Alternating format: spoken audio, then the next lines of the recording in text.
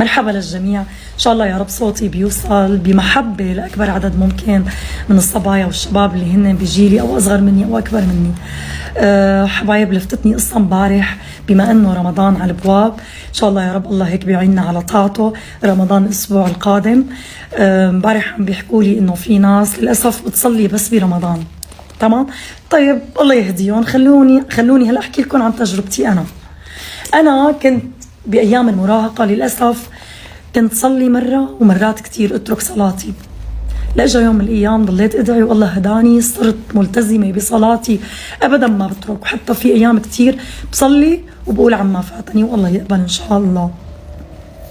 حبايبي صدقوني، الصلاة تنهى عن الفحشاء والمنكر، والصلاة هي عماد الدين، والصلاة شوفوا لوين ودتني. اني تحجبت، انه الله هداني وتحجبت. قديه صلي بصلي، وليكوا قديه صار عمري كبرت. هلا الله هداني. صدقوني اللي بيلتزم بالصلاة الله بينور له طريقه ودربه، والله بيهديه على طريق الخير وعلى فعل الخير. صدقوني الصلاة مو بس في رمضان يا حبايب، لازم نصلي دائما لأنه هو فرض، وتارك الصلاة من الكبائر والكفر. حبايب بتمنى من الكل يدعي، لأنه الدعاء صدقوني بيجي يوم رب العالمين بيستجب لنا. كتر الدعاء، ادعوا. اللي ما بيصلي ادعوا انه لازم تصلوا، ادعوا لرب العالمين. وشو بدكم احلى من الصلاة؟ هي الصلة بينكم وبين رب العالمين. ادعوا يا حبايبي. قرب رمضان، شهر الكرم، شهر الطاعة، شهر الخير. الله يعيننا على طاعته. حبايبي الصلاة كتير مهمة برمضان وبرا رمضان.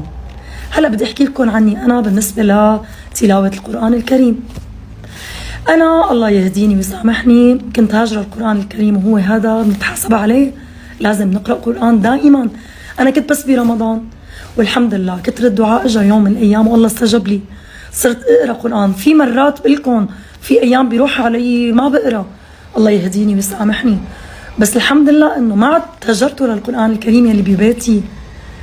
فالله يهدينا والله يعيننا بهذا الشهر الكريم على طاعته، على الصيام والقيام وغض البصر وحفظ اللسان وتلاوة القرآن الكريم.